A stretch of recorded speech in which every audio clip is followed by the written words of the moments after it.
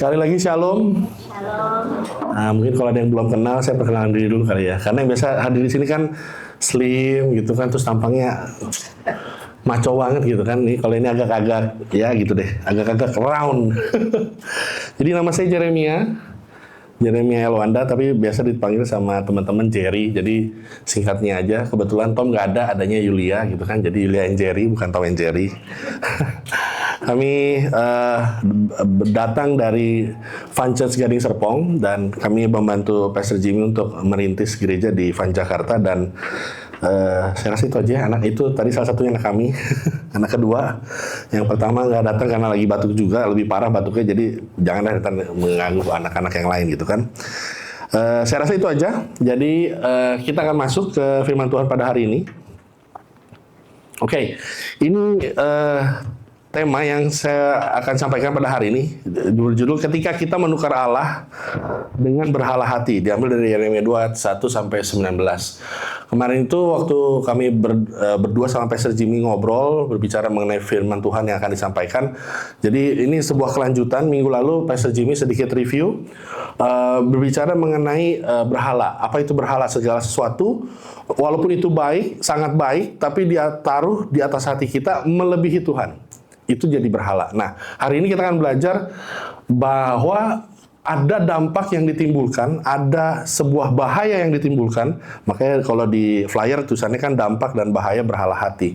Nah, itu ada sesuatu yang memang nggak main-main dalam hidup ini yang perlu kita waspadai. Nah, kita akan baca sama-sama dulu sebelumnya ayat Yeremia ini dari pasal 2 ayat 1 sampai dengan 19. Kita baca bergantian, saya akan baca ayat yang ganjil dan Bapak Ibu boleh sama-sama baca ayat yang genap. Oke, saya mulai. Firman Tuhan datang kepadaku bunyinya. Memberitahukan kepada penduduk Yerusalem dengan mengatakan, beginilah firman Tuhan, aku teringat. Oke. Beginilah firman Tuhan, aku teringat kepada kasihmu pada masa mudamu, pada cintamu pada waktu engkau menjadi pengantin, bagaimana kau mengikuti aku pada gurun, negeri yang tiada tandingannya. Ketika itu Israel kudus bagi Tuhan sebuah bunga-bungaran dari hasil tanahnya. Semua orang yang memakannya menjadi bersalah, malah petaka menimpa mereka. Demikianlah firman Tuhan. Dengarlah firman Tuhan, hai kaum keturunan Yakub, hai segala kaum keluarga keturunan Israel. Beginilah firman Tuhan, apakah kecurangan yang didapati nenek moyangmu kepadaku, sehingga mereka menjauh daripadaku, mengikuti dewa kesia-siaan, sampai mereka menjadi sia-sia? Dan mereka tidak lagi bertanya, di manakah Tuhan yang menunjuk kita keluar dari tanah Mesir, yang memimpin kita di padang gurun, di tanah yang tandus dan yang mengapung, di tanah yang sangat kering dan gelap, di tanah yang tidak dilintasi orang dan yang tidak didiami manusia. Aku telah membawa kamu ke tanah yang subur untuk menikmati buahnya dan segala yang baik daripadanya. Tetapi segera setelah kamu masuk, kamu menajiskan tanahku, tanah milikku telah kamu buat menjadi kekejian. Karena tidak lagi bertanya, di manakah Tuhan, orang-orang yang melaksanakan hukum tidak mengenal lagi, dan para gembala mendurhaka terhadap aku. Para nabi bernubuat demi Baal, mereka mengikuti apa yang tidak berguna. Sebab itu aku akan berbantah lagi dengan kamu, demikianlah firman Tuhan, dan dengan anak cucumu aku akan berbantah. Menyeberang sajalah tanah pesisir orang Hitim dan lihatlah, suluhlah orang Kedar dan perhatikanlah dengan sungguh-sungguh. Lihatlah apakah terjadi yang seperti ini. Pernahkah suatu bangsa menukarkan Allahnya meskipun itu sebenarnya bukan Allah? Tetapi umatku menukarkan kemuliaannya dengan apa yang tidak berguna. Kebetulan atas hal itu, hai langit, menggigil dan gemetarlah dengan sangat, demikianlah firman Tuhan. Sebab 2 kali umatku berbuat jahat. Mereka meninggalkan aku, sumber air yang hidup, untuk menggali kolam bagi mereka sendiri, yakni kolam yang bocor, yang tidak dapat menahan air. Adakah Israel itu budak atau anak muda, maka ia menjadi raksasa. Terhadapnya singa-singa muda mengaum, menyaringkan suaranya, negerinya dibuat orang menjadi tandus, kota-kotanya terbakar, tidak lagi berpenduduk. Bahkan orang-orang Memphis dan Tapanhes tawarkan dulu membantu kepalamu. Bukankah engkau sendiri yang menimpakan ini ke atas dirimu oleh karena engkau meninggalkan Tuhan Allahmu ketika ia menuntun engkau di jalan? Dan sekarang apakah waktumu untuk pergi ke Mesir, hendak minum air sungai Nil? Dan apakah waktumu untuk pergi ke Asyur, hendak minum air sungai Efrat? Kejahatanmu akan menghajar engkau, dan kemurtadanmu akan menyiksa engkau. Ketahuilah dan lihatlah betapa jahat dan pedihnya engkau meninggalkan Tuhan Allahmu dan tidak gemetar terhadap aku. Demikianlah firman Tuhan Allah semesta alam.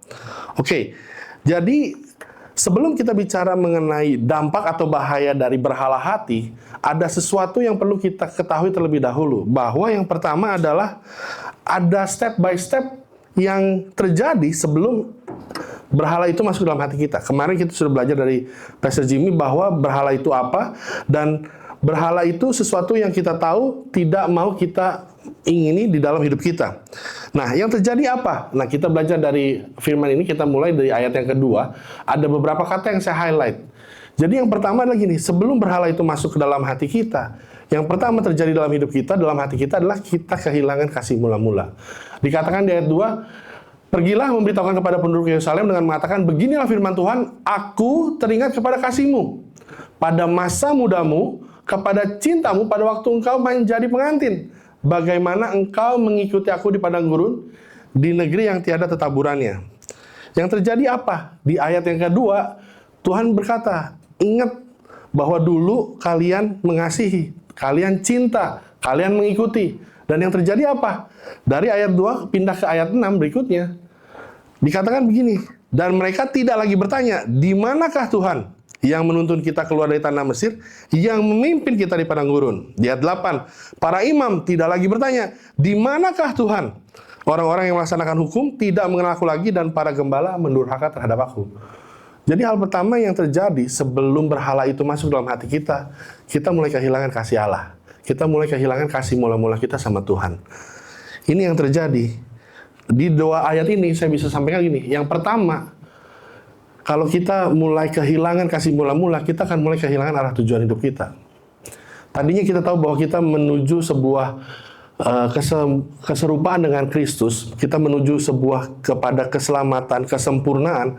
Waktu kita mulai kehilangan kasih mula-mula kita akan mulai menjadi bingung. Kita mulai berkompromi dengan dosa, kita mulai males-malesan, kita mulai kehilangan arah. Kalau kita pakai Google Map, pergi di suatu daerah, selama ada signal kan peta itu akan ngupdate terus.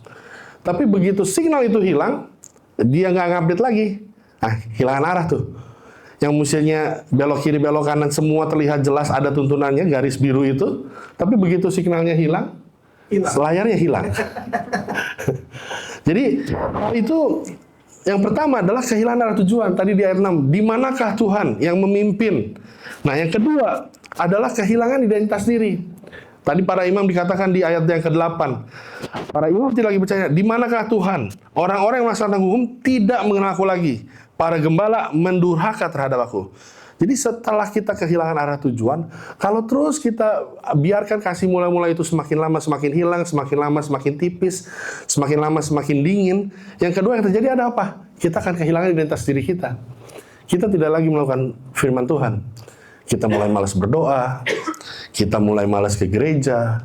Hari Minggu dijadikan hari olahraga, hari hobi, ya kan? Yang mulai main pedal, yang sepedaan, sunmori, gitu kan? Atau apalagi banyak hal yang kita mulai nantilah minggu depan aja.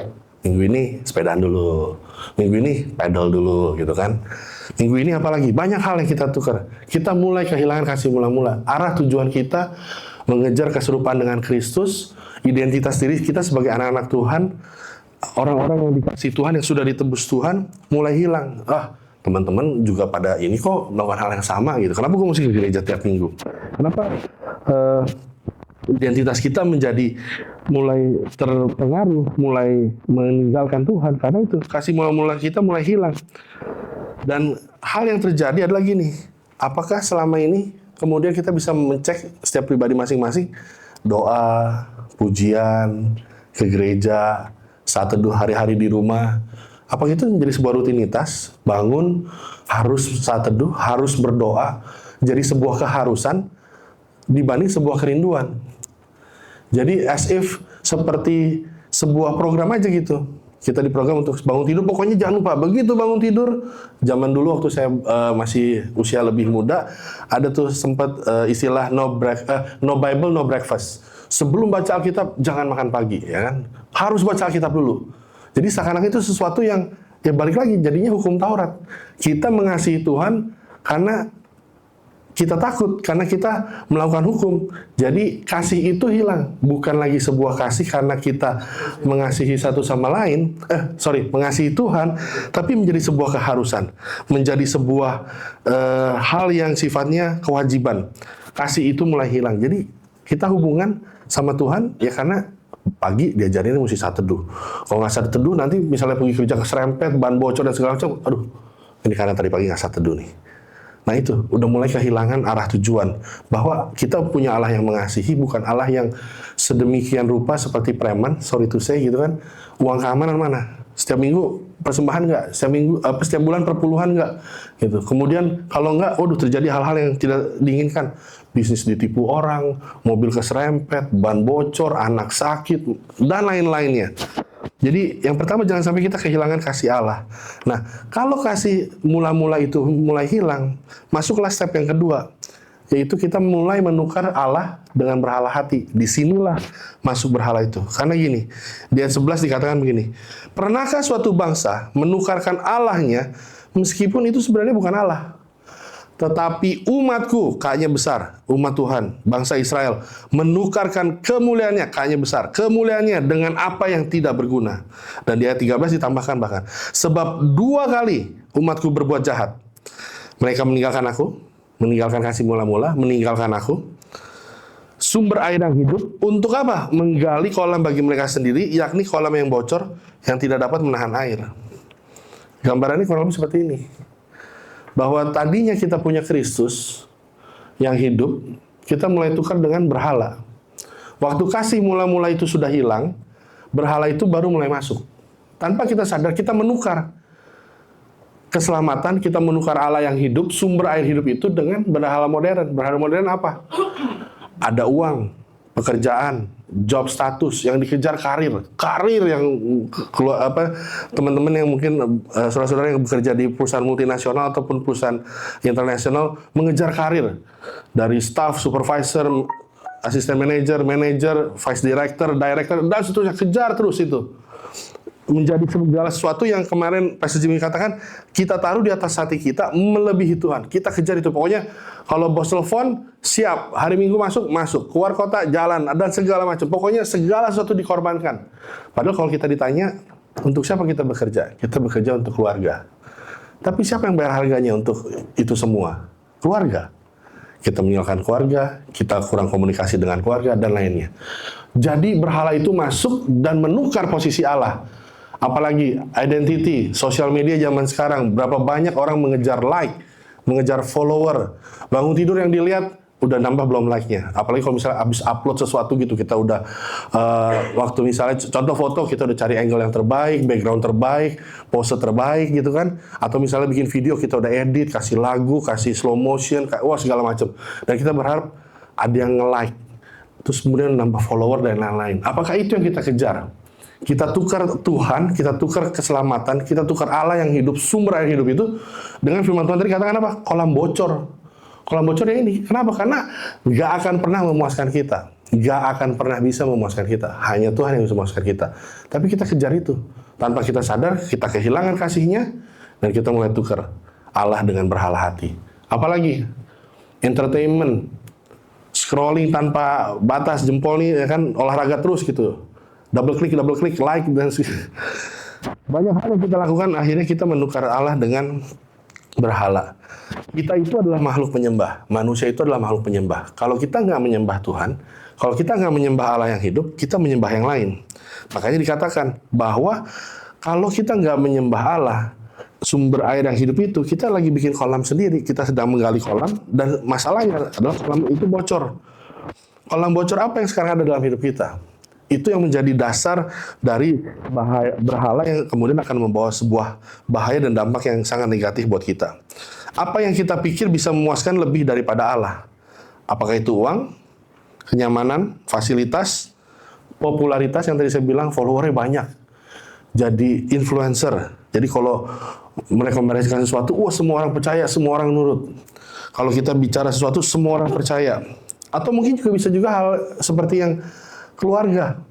Segala sesuatunya buat keluarga, tentang keluarga. Anak mau liburan, oke, hari Minggu, long weekend, ya udahlah kita liburan, nggak ibadah. Apalagi banyak hal kita bisa korbankan hal-hal yang baik, kemudian kita tukar menjadi Allah, menjadi berhala dalam hati kita. Apakah kita sedang mengisi kolom bocor dalam hidup kita? Sebelum kita tidur, apa yang kita pikirkan? Dan waktu kita bangun pertama kali, apa yang kita pikirkan? Apakah kita sebelum tidur kita bersyukur untuk hari yang sudah kita lalui sama Tuhan? Terima kasih apapun yang kita alami hari itu, kita bersyukur. Dan pagi waktu kita bangun, sebelum kita ngapa-ngapain, kita bersyukur kembali bahwa Tuhan masih berikan nafas hidup satu hari lagi untuk boleh hidup di dalam dunia ini. Atau apa yang menjadi pemikiran kita sebelum kita tidur?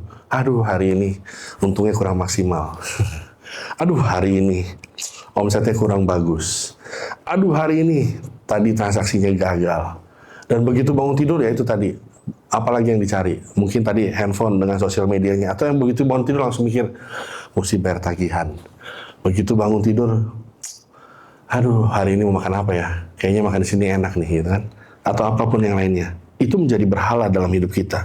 Kita tidak lagi menempatkan Tuhan, Allah yang hidup di posisi yang seharusnya.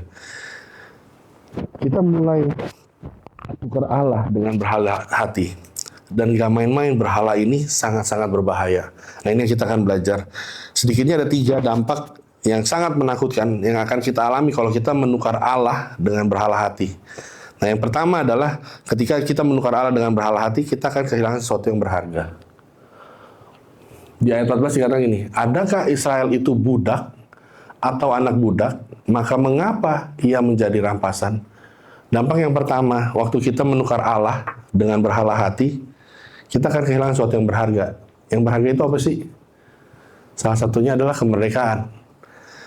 Kita sudah dibebaskan dari kutuk maut, kutuk dosa, kepada keselamatan. Tapi waktu kita tukar Allah dengan berhala hati, kita kembali menjadi budak. Budak dari berhala hati yang kita pilih itu tadi. Jadi yang pertama adalah gini.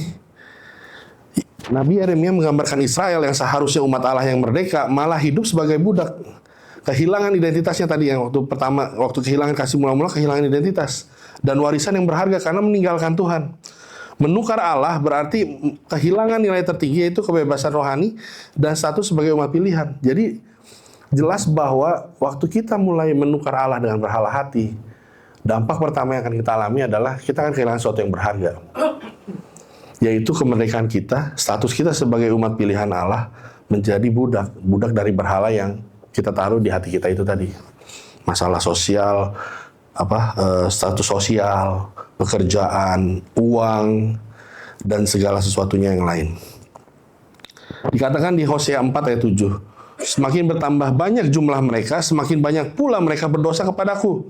Kemuliaan mereka kutukar dengan kehinaan. Di Lukas juga dikatakan di Lukas 15 ayat 13-14. Anak bungsu, kita tahu semua mungkin pernah dengar perumpamaan mengenai anak yang hilang, anak bungsu. Dia kehilangan segalanya waktu dia meninggalkan Allah, meninggalkan bapaknya. Bahwa di negeri yang jauh itu, dia habiskan uangnya, pesta fora segala macam, sampai miskin, jatuh, bangkrut, bahkan mau makan aja nggak bisa. Kehilangan segalanya. Menukar apa? Menukar Allah yang hidup, ya bicara bapaknya itu dalam rumah bapaknya sebagai anak, dia keluar menukarkan berhala, kesenangan, pesta pora, hidup keduniawian, sampai dia akhirnya untuk makan aja dia mesti minta, dan itu pun gak dikasih, yang menjadi makanannya babi. Kalau di rumah bapaknya dia makan babi, di sana waktu dia terhilang jauh, mau makan makanannya babi, itu pun gak dikasih. Sebegitunya kehilangan sesuatu yang berharga. Identitas seorang anak raja, anak bapa yang hidup, bapa yang kekal, ditukar dengan status budak. harus kerja di tengah panas matahari, berjam-jam, bahkan untuk makan aja nggak dikasih. Itu yang terjadi. Itu dampak yang sangat-sangat krusial dan terjadi, dan itu sangat-sangat penting sekali. Di salah satunya ada quote dari Warren Wiersbe berkata begini, menukar Allah sama dengan menukar berkat dengan kutuk dan kemerdekaan dengan perbudakan. Jadi kita perlu sadari bahwa begini, yang pertama dampak yang paling berbahaya adalah kita kehilangan keselamatan kita. Kita kehilangan kemerdekaan kita dan menerima perbudakan.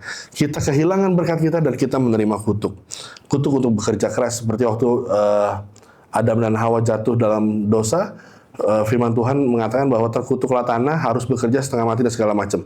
Yang seharusnya kemudian sudah dipulihkan sama Tuhan, bahwa pekerjaan itu untuk memuliakan Tuhan. Dan kalau kita baca di Matius 6:33, carilah dahulu kerajaan Allah dan kebenarannya, maka semua ditambahkan.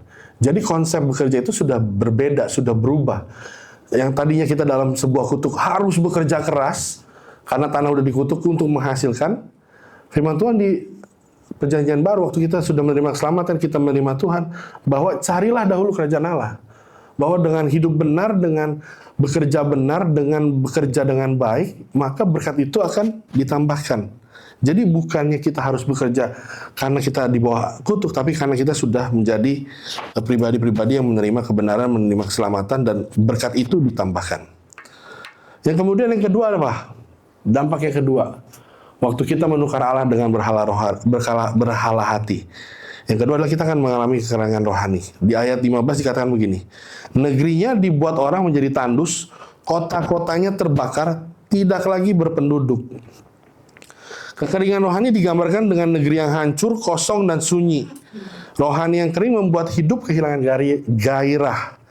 Kekuatan doa melemah. Dulu doa bisa bertahan setengah jam, 1 jam, 45 menit. Tapi sekarang udah mulai risau dengan tiba-tiba ada notification. Oh, itu apa tuh ya? Apakah ada notification masuk, like bertambah, atau follower bertambah, atau ada komen gitu kan? Atau apapun lagi. Kekuatan doa melemah. Ibadah menjadi rutinitas yang tanpa makna. Hari Minggu gereja, kalau nggak tercari di Pastor Jimmy. Mana lo nggak gereja lo? Bukannya gereja lo gitu kan? Bahasanya gitu ya, Pastor Jimmy ya. Jadi datang ibadah kenapa? Karena rutinitas. Kalau nggak dicariin, kalau nggak ditanyain, nggak enak lah, masa mesti bohong sih, gitu kan? Bilangnya kemana, padahal kemana gitu kan? Jadi kekeringan rohani itu terjadi, dan itu sesuatu yang dikatakan di Yohanes 15:6 gini. Barang siapa tidak tinggal di dalam aku, ia dibuang keluar seperti ranting dan menjadi kering. Kemudian dikumpulkan orang dan dicampakkan dalam api lalu dibakar. Bahwa kekeringan rohani itu berakibat kepada sesuatu yang lebih besar lagi. Mengalami pembuangan, dicampakkan orang, dan dibakar. Bahwa ada suatu dampak, sebuah akibat yang akan menjadikan itu sebagai sebuah hukuman, sebuah akibat dari kita menukar Allah dengan berhala hati. Makanya jangan pernah berhala hati itu menguasai hidup kita. Dimulai dari apa yang tadi? Pertama adalah jangan sampai kita kehilangan kasih yang mula-mula. Ada salah satu penafsir berkata begini, kekeringan rohani adalah tanda umat Allah kehilangan relasi sejati dengan Tuhan. Kekeringan rohani terjadi ketika manusia mengandalkan dirinya sendiri dan bukan anugerah Tuhan. Berapa banyak dari kita tidak lagi bergantung sama berkatnya Tuhan. Karena saya punya pengalaman, karena saya S2, karena saya punya network, punya kenalan orang-orang hebat, orang-orang kuat, pejabat mungkin. Dan kita andalkan mereka dalam hidup kita. Bukan karena Allah yang sudah menganugerahkannya kepada kita. Kita nggak lagi mengandalkan berkat Tuhan, kekuatan dari Tuhan, tapi kita andalkan kekuatan kita. Pokoknya kerja harus non-stop, kerja harus ngoyo. Kenapa? Karena kalau enggak ya nggak bisa, hidup di dunia ini susah. Keras, siapa yang mau ngasih makan gitu kan? Kita mesti kerja sendiri, kita mesti usaha sendiri. Nah, ilustrasinya paling gampang, seperti handphone. Handphone itu bisa luar biasa berfungsi, berguna selama ada baterainya. Dia mesti terkoneksi, nggak bisa kalau misalnya lowbat dan nggak dicas, dia bisa berfungsi lagi, dia pasti mati. Kita itu dicasnya dengan firman Allah, dengan hubungan intim dengan Tuhan. Makanya kita bersaat teduh, kita berdoa, kita ke gereja merayakan hari Minggu dan segala macam. Itu sedang ngecas untuk kita selalu punya kekuatan dalam hidup ini, menjalani hari-hari hidup kita yang Tidak mudah memang.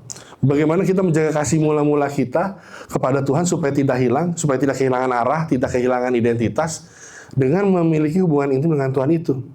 Karena kalau enggak ya udah. Kayaknya memang kita datang ke gereja, kita tepuk tangan, kita melayani, bahkan saya misalnya berkhotbah gitu, tapi sebenarnya kosong aja. Nggak ada hubungan pribadi dengan Tuhan. Nah, apakah hati kita kering saat ini? Apakah saat ini doa kita tidak lagi penuh dengan gairah, tapi hanya doa ya Tuhan, terima kasih buat hari ini, terima kasih buat berkat-Mu, satu-satu disebutin, terus kemudian minta juga Tuhan, minta ini, minta itu, tolong ini, tolong itu, dan habis itu terima kasih Tuhan, amin. Apakah jadi sebuah rutinitas, sesuatu yang hambar? Ya kita ada beberapa yang sudah menikah, mengerti bahwa hubungan suami istri pun harus dijaga. Nggak bisa tuh kalau udah nyampe rumah, masuk kamar, masing-masing dengan handphonenya sibuk sendiri, ya kan? Satu sukanya scroll TikTok, satu sukanya scroll Instagram. Nggak ngobrol lagi, udah pokoknya masing-masing seru sendiri aja. Satu suka ngeliatin komedi, yang satu ngeliatin online shop gitu kan. Cari yang flash sale gitu kan, 99, 88, 77, sekarang bulan 9, nah nanti ini 10-10 gitu kan. Udah dekat nih, kita ngincer nih, apa nanti 10-10 yang akan itu kan gitu. Habis itu apa, udah malam berlalu, tidur, pagi bangun, sibuk lagi, keluar ngurus anak kayak gitu. Itu kasih itu akan hilang. Begitupun kita dengan Allah.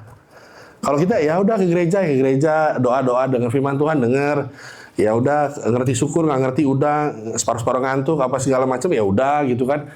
Itu jadi sebuah rutinitas, jadi sebuah apa ya? Mungkin kalau ada yang tahu Walking Dead gitu, film seri itu, ya jadi zombie gitu, bergerak.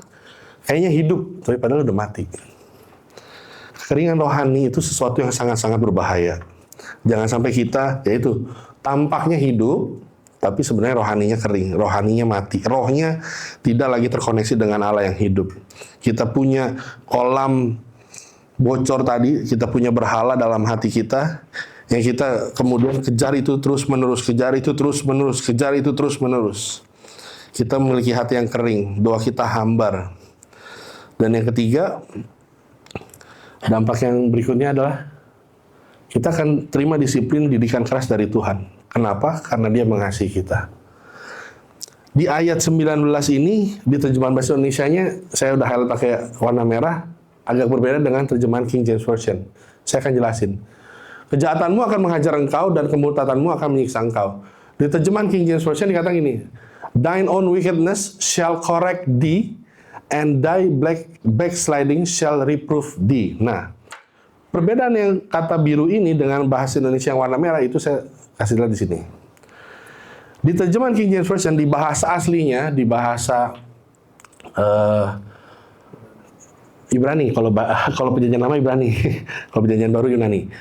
Itu correct, itu adalah untuk menghukum, mendisiplinkan, mengajar, reproof yang di ayat sebelumnya, di ayat 19 di bagian yang kedua, itu berarti menghakimi, menegur, dan mengoreksi. Kalau kita baca sebelumnya, dibandingkan dengan ayat bahasa Indonesia, kejahatanmu akan menghajar engkau, dan kemurtadanmu akan menyiksa engkau, seakan-akan nggak heran kalau ada beberapa dari kita dulu mungkin pernah bilang begini, Allahnya perjanjian lama tuh jahat ya, Allahnya perjanjian lama tuh kejam ya. Jadi kejahatanmu akan menghajar engkau, kemurtadanmu akan menyiksa engkau. Tapi sebenarnya gini, kalau kita belajar tadi, terjemahan sebenarnya dari bahasa aslinya adalah ini. Bahwa kejahatanmu akan menghukum, betul akan menghukum, tapi itu bentuknya mendisiplinkan dan mengajar. Jadi ada sesuatu yang baik yang dihasilkan dari hajarannya itu, dari hukumannya itu. Dan kemurtadanmu akan menyiksa engkau, sebenarnya diterjemahkan sebagai menghakimi, menegur, dan mengkoreksi. Supaya apa? Supaya tidak salah lagi. Jadi betul, didikannya, disiplinnya akan keras yang kita alami. Tuhan hajar, Tuhan izinkan semua itu terjadi. Bisa banyak macam Tuhan izinkan terjadi. Masalah, dalam masalah keuangan, bisa dalam hal penderitaan, kehilangan, baik materi maupun mungkin orang-orang yang dikasih yang kita terlalu andalkan mungkin selama ini. Ya kan, kita mengandalkan diri kita taruh hati kita di seorang pribadi, entah itu mungkin pasangan hidup, mungkin orang tua, atau siapapun juga yang kita andalkan lebih daripada Tuhan. Firman Tuhan berkata, itu adalah berhala hati. Segala sesuatu yang baik, walaupun itu baik, sangat baik. Kemarin Pastor Jimmy sampaikan gitu, kalau itu udah taruh di atas hati kita, itu disamakan dengan kotoran. Walaupun itu baik, walaupun itu sesuatu yang mungkin kita pandang sangat baik. Tapi Allah yang hidup, Allah yang cemburu, Dia nggak mau kita punya hidup, kita punya hati, tidak lagi bergantung kepada Dia sebagai Allah yang hidup, kasih jiwa kita, air hidup tadi, tapi menjadi berhala dalam hati kita. Amsal 3 ayat 11-12 berkata begini, Tuhan mendidik orang-orang yang dikasihinya.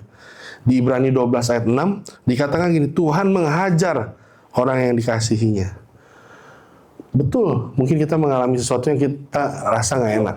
Kita mengalami kerugian mungkin, kita mengalami sakit penyakit mungkin, kita mengalami kehilangan material mungkin. Tapi ketahui lagi nih, dampak yang ketiga ini, dampak dari menukar Allah dengan berhala hati, ada sebuah tujuan yang baik, ada sebuah tujuan yang mulia dari Tuhan kepada kita. Panggilan untuk menyadarkan kita kembali bahwa, hatimu udah berpaling nih dari aku. Kamu udah kehilangan kasih mula-mula kamu sama aku. Ayo kembali. Biar hajaran ini, didikan ini, walaupun keras, walaupun gak nyaman, walaupun menyakitkan, tapi itu sebuah panggilan kasih daripada Allah, mengingatkan bahwa ayo kembali. Jangan biarkan berhala hati itu terus-menerus menjadi sesuatu yang menggantikan Allah, menukar Allah dengan berhala hati. John Piper berkata begini, dosa selalu menawarkan kepuasan, tetapi hasil akhirnya adalah penderitaan. Dosa semua enak di depan, nggak enak di belakang. Semua, mau sebut apapun dosa itu. Sesuatu yang dari dosa menawarkan kepuasan, tapi berakhir kepada penderitaan. Ada lagi yang Tuhan berkata begini, berhala bukan hanya merusak hubungan dengan Allah, tetapi juga menghancurkan komunitas sosial dan relasi sosial yang tadi saya bilang. Kalau kita kecanduan sosial media, hubungan suami istri bisa rusak, hubungan orang tua sama anak bisa rusak, hubungan di gereja bisa rusak, sesama pelayan, gembala dengan jemaat, semua bisa rusak. Dosa itu yang tadi dibilang, merusak hubungan tidak cuma dengan Allah, tapi juga dengan komunitas kita, dengan sosial kita, relasi sosial, komunitas sosial kita. Karena kita kan jadi pribadi yang egois. Segala sesuatu tentang saya. Kenyamanan saya, kenikmatan saya, penghasilan saya, kedagingan saya, semuanya mengenai saya. Saya yang diuntungkan, saya yang diberkati, tidak peduli dengan orang lain. Karena kita punya berhala itu. Beda dengan kalau kita memiliki Allah yang hidup, sumber air hidup itu, kita akan membagi. Bukannya meminta, tapi kita akan berbagi. Contoh berikutnya apa lagi? Kita perlu cek hati kita. Berhala apa yang sedang kita biarkan hidup diam-diam di dalam hati kita, sedikit demi sedikit mengambil letaknya Allah dalam hidup kita. Apakah itu ambisi kita?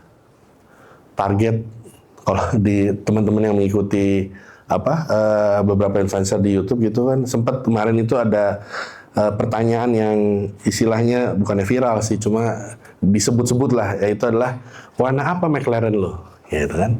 Warna apa McLaren lo? As if kalau lu nggak punya McLaren, nah lu jangan ngomong sama kita lah. Kecuali lu punya McLaren. McLaren lu warna apa? Nah baru ngobrol sama kita. Baru lu golongan kita, lu bagian dari kita. Itu kan yang jadi ambisi kita, punya McLaren. Atau apa? Yang punya mungkin kalau mansion zaman sekarang kurang begitu ya, karena kemarin waktu demo beberapa rumah dijarah, jadi kayak punya rumah gede, wah bahaya juga gitu kan.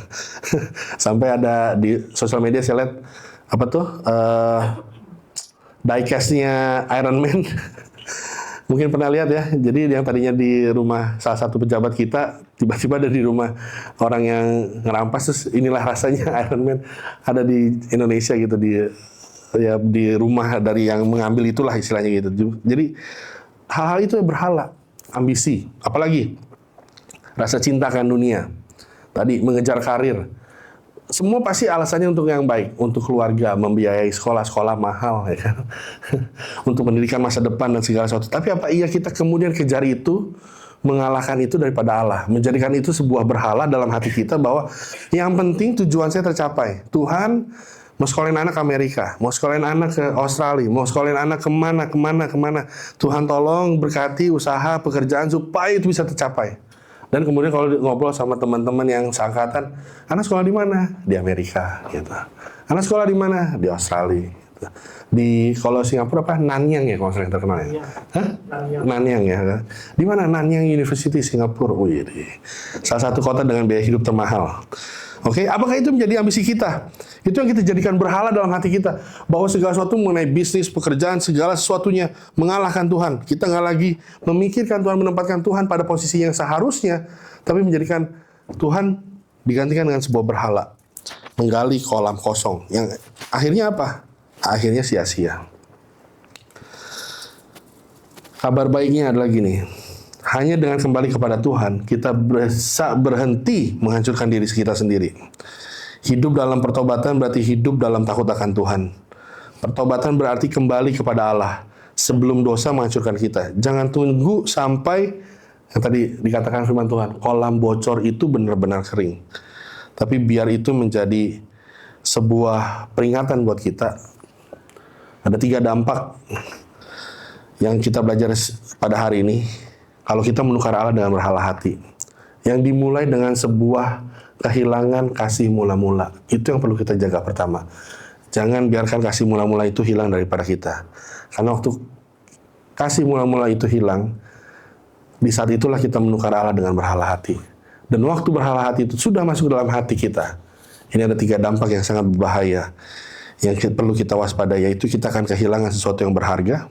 Kita tidak lagi menjadi pribadi yang bebas, pribadi yang merdeka, yang diselamatkan, tapi menjadi budak kepada berhala yang kita taruh dalam hati kita. Kita akan mengalami kekeringan rohani, yang menuju kepada kekeringan kehidupan, kematian. Bahwa kita melayani tidak lagi dengan kasih, tapi karena karena rutinitas, karena kewajiban. Dan yang ketiga, kita akan menerima sebuah didikan, disiplin yang sangat keras dari Tuhan, tapi dengan sebuah tujuan yang mulia, mengingatkan kita untuk kembali, memanggil kita kembali untuk bertobat, untuk melepaskan berhala hati itu dan kembali menaruh Allah di tempat yang seharusnya, di tempat yang semula. Dosa meninggalkan Allah dan mengejar berhala hati, hasilnya hanyalah sebuah kehampaan. Hari ini kita belajar, mari kita tinggalkan berhala hati kita. Firman Tuhan mengingatkan, mungkin ada dari kita yang mulai sudah kehilangan kasih mula-mula itu. Kita sudah kehilangan arah tujuan hidup kita, kita sudah mulai kehilangan identitas kita. Kita sudah tukar tanpa kita sadar Allah yang hidup, sumber air hidup itu dengan berhala hati, dengan kolam yang bocor. Mari siang ini kita sama-sama serahkan apa itu yang menjadi ambisi kita. Mungkin ada hal-hal yang menakutkan kita mengenai masa depan. Takut gak bisa bayar uang sekolah, takut gak bisa bayar kontrakan, takut satu dan lain hal mengenai penyakit dan segala sesuatunya. Kecintaan pada dunia menipu.